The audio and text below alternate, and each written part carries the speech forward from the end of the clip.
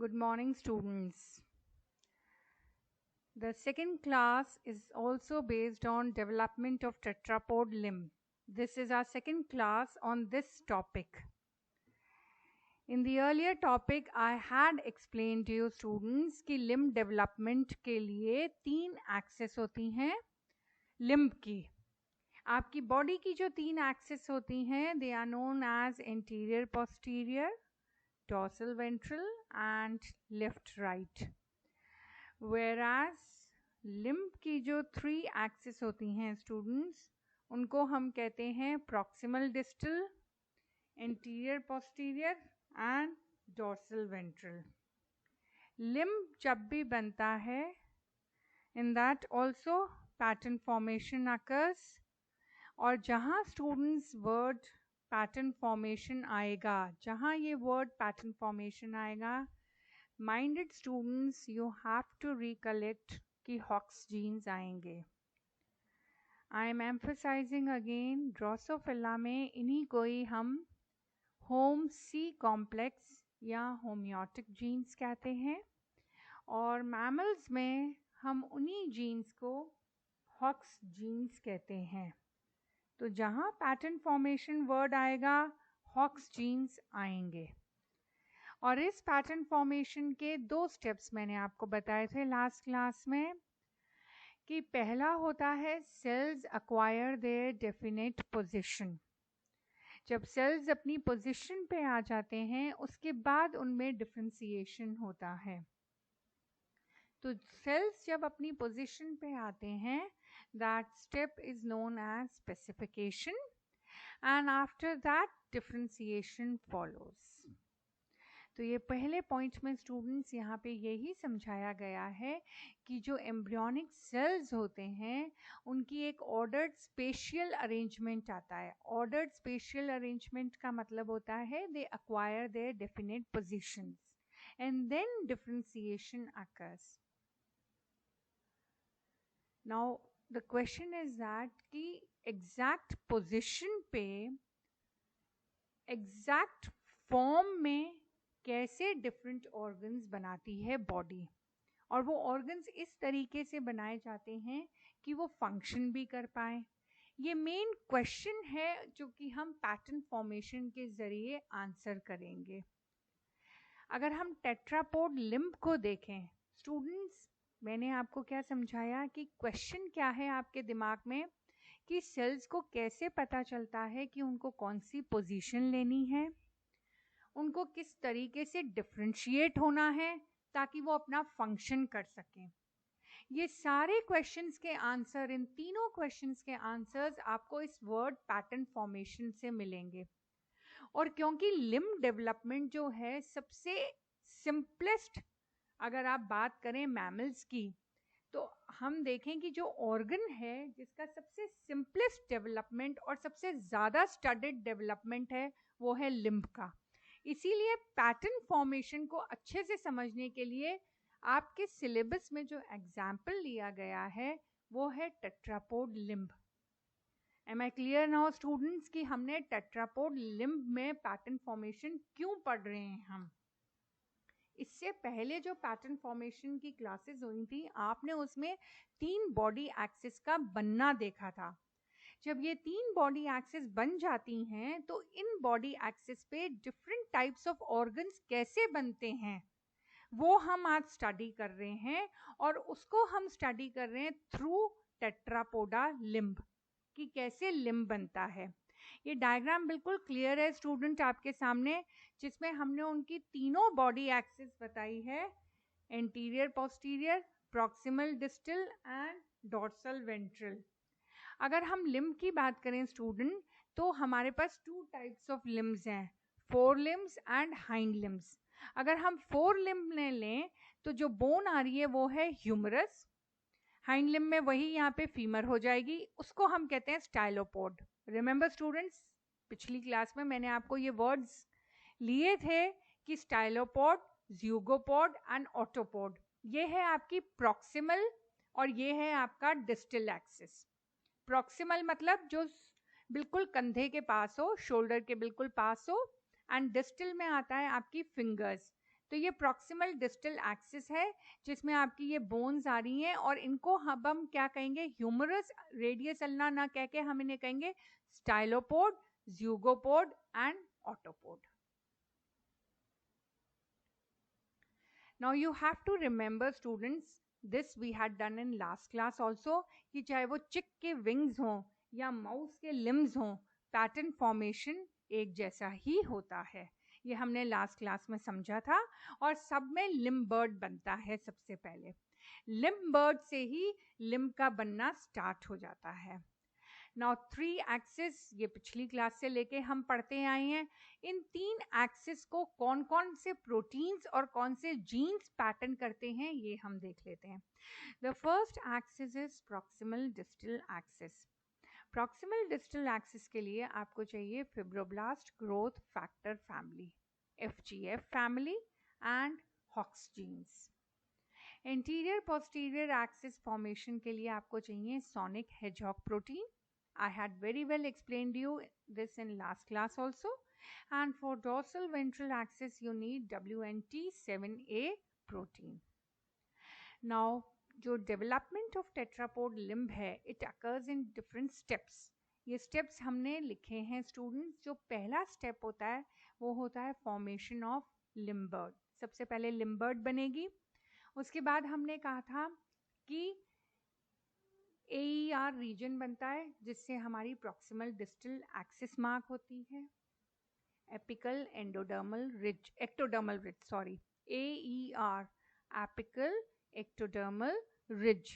उस AER reason से हमारा प्रॉक्सिमल डिस्टल एक्सिस बनता है. फिर इंटीरियर पोस्टीरियर लिम्ब एक्सिस बनता है ZPA रीजन से. और उसके बाद बनता है डॉर्सल वेंट्रल एक्सिस. डिजिट्स बनने के लिए एपोप्टोसिस या सेल डेथ होता है. ये हम लास्ट क्लास में अच्छे से समझ चुके हैं. इस डायग्राम में स्टूडेंट हमने बताया है कि लिम्ब बर्ड कैसे बनती है. और लिम्ब बर्ड के लिए एक पर्टिकुलर एरिया मार्क होती है, उसको हम कहते हैं limb field.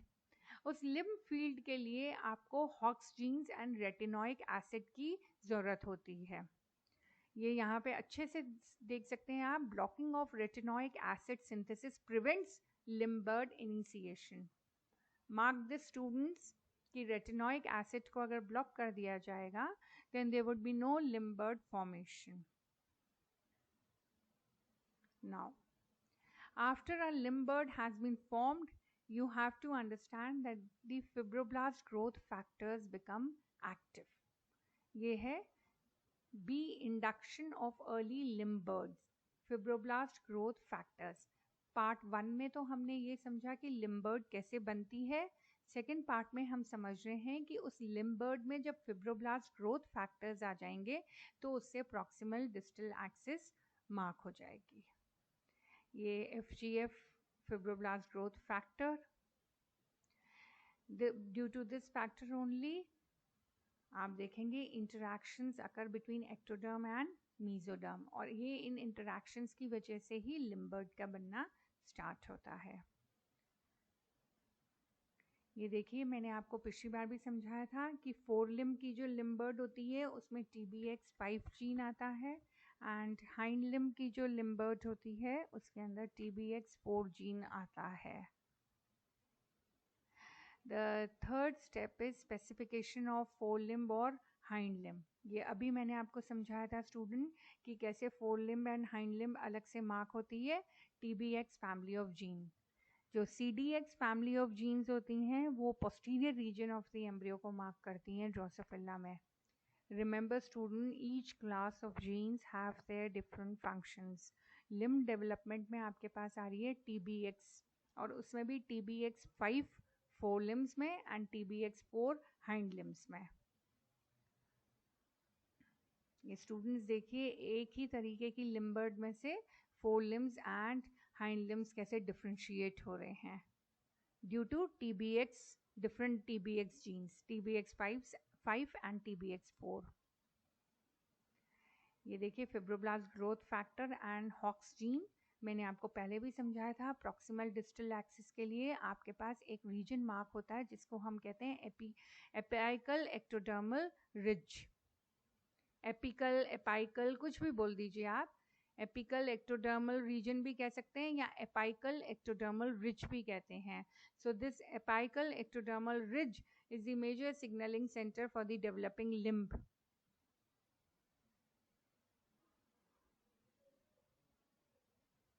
Now second comes the progressive zone. ये हमारी anterior posterior axis के लिए बहुत ज़रूरी है.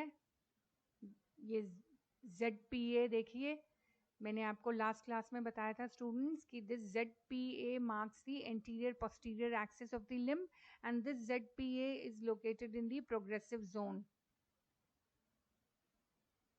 धीरे धीरे ये आउटग्रोथ बढ़ती जाएगी और अगर AER को रिमूव कर देंगे तो लिम्ब डेवलपमेंट स्टॉप हो जाएगा. ये स्टूडेंट्स हमने यहाँ पे हॉक्स जीन्स मेंशन किए हैं कि which Hox genes are necessary for which part of the proximal distal axis, क्योंकि हमने कहा कि प्रॉक्सिमल डिस्टल एक्सिस में ही Hox genes and FGF proteins necessary होते हैं. तो यहाँ हम देख सकते हैं स्टूडेंट्स, जो फर्स्ट फेज है स्टाइलोपोड यानी ह्यूमरस बनने के लिए आपको चाहिए हॉक्स D 9 and 10. और उसके बाद जो फेज सेकंड है ज़्यूगोपोड यानी रेडियस अल्ना बनने के लिए आपको हॉक्स 9D 10D 11 12 13D ये सब चाहिए. और जो थर्ड फेज है ऑटोपोड, ऑटोपोड के मतलब क्या हुआ, फिंगर्स जो डिजिट्स होती हैं उसके लिए स्टूडेंट्स आप देख रहे हैं हॉक्स A13 भी आ गया है.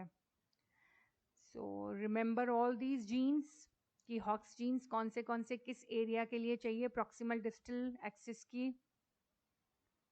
अब आ गए स्टूडेंट्स हम एंटीरियर पोस्टीरियर एक्सिस पे, जिसके लिए हमें सोनिक हेजॉग प्रोटीन चाहिए. तो ये एंटीरियर पोस्टीरियर एक्सिस देख रहे हैं आप कैसे चलती है, ये ऊपर से नीचे तक यानी थंब से लेके फिंगर तक. कल आपको समझाया था आपके अंगूठे से लेके छोटी उंगली तक जो होता है उसको एंटीरियर पोस्टीरियर एक्सिस कहते हैं.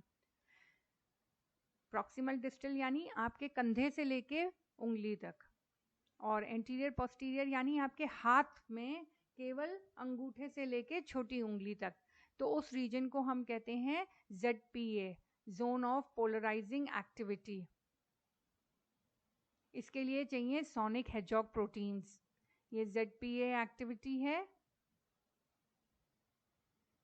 और इसमें आपको सोनिक हेजॉग प्रोटीन फैमिली चाहिए जिसमें BMP भी आता है. BMP प्रोटीन ये आपको चाहिए एंटीरियर पोस्टीरियर एक्सिस के लिए.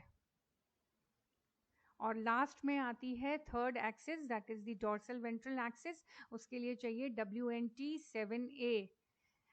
डॉर्सल वेंट्रल एक्सिस कौन सी होती है स्टूडेंट्स, जो आपके हाथ का वाइट कलर है वो वेंट्रल एक्सिस है, पाम. और जो ऊपर नकल्स आते हैं ब्राउन कलर के वो होते हैं आपकी डॉर्सल एक्सिस पार्ट. तो ये डॉर्सल वेंट्रल एक्सिस के लिए आपको चाहिए WNT7A. और WNT7A जो जीन होता है वो सिर्फ डॉर्सल पार्ट में ही एक्सप्रेस होता है, जो ब्राउन रीजन है आपके हाथ का. मुट्ठी बनाते हैं जब आप, तो उसमें आपको चाहिए WNT7A जीन. WNT7A जीन की वजह से LMXL जीन जो होता है वो एक्टिवेट हो जाता है डॉर्सल साइड पे, और वेंट्रल साइड पे ये जीन्स इनएक्टिवेटेड रहते हैं, तो दूसरा साइड ऑटोमेटिकली वेंट्रल मार्क हो जाएगा. ये लास्ट पॉइंट स्टूडेंट मैं आपको समझा रही हूँ कि डिजिट्स बनने के लिए सेल डेथ बहुत ज़रूरी होती है, एपोप्टोसिस. नाउ एपोप्टोसिस के लिए जो सिग्नल होता है स्टूडेंट्स वो कौन प्रोवाइड कर रहा है, बोन मॉर्फोजेनेटिक प्रोटीन्स. और यहाँ पे भी BMP2, BMP4 and BMP7 proteins are expressed in the interdigital mesenchyme. Interdigital मतलब 2 डिजिट्स के बीच में यहाँ पे BMP2, BMP4 ये प्रोटीन्स एक्सप्रेस होंगे. और जो नॉगिन प्रोटीन्स होते हैं वो सप्रेस करते हैं BMPs को. नॉर्मली BMPs एक्सप्रेस होते हैं एंटीरियर पोस्टीरियर एक्सिस के लिए. नेक्स्ट स्टूडेंट्स आप देख रहे हैं कि जॉइंट्स कैसे बन रहे हैं. जॉइंट्स एंड डिजिट्स के लिए सेम ही फिनोमेना होता है, सेल डेथ और apoptosis. So students, a quick recap, अगर हम समरी देखें तो हॉक्स जीन्स हमें ज़रूरी हैं, और दूसरा हमको TBX4 एंड TBX5 जीन्स ज़रूरी हैं इसके लिए। तो ये स्टूडेंट्स हमारा लिम्ब डेवलपमेंट था, टेट्रापोड लिम्ब डेवलपमेंट। इसको आप स्टडी कीजिए एंड ट्राई टू अंडरस्टैंड कि जो 3 एक्सेस होती हैं लिम्ब की वो कैसे बनती हैं, and which are the genes which are responsible, and reasons कौन कौन से होते हैं। जैसे प्रॉक्सिमल डिस्टल के लिए हमारे पास AER रीजन है, इंटीरियर पोस्टीरियर के लिए हमारे पास ZPA रीजन है, और सोनिक हेजॉक जीन्स हैं। एंड डिजिट्स एंड बनाने के लिए हमारे पास ज़रूरी है कि उसमें एपोप्टोसिस हो, सेल डेथ हो, और BMPs हो। So this is all about limb development in tetrapods. In the next class, we are going to consider the leftover portion of this topic.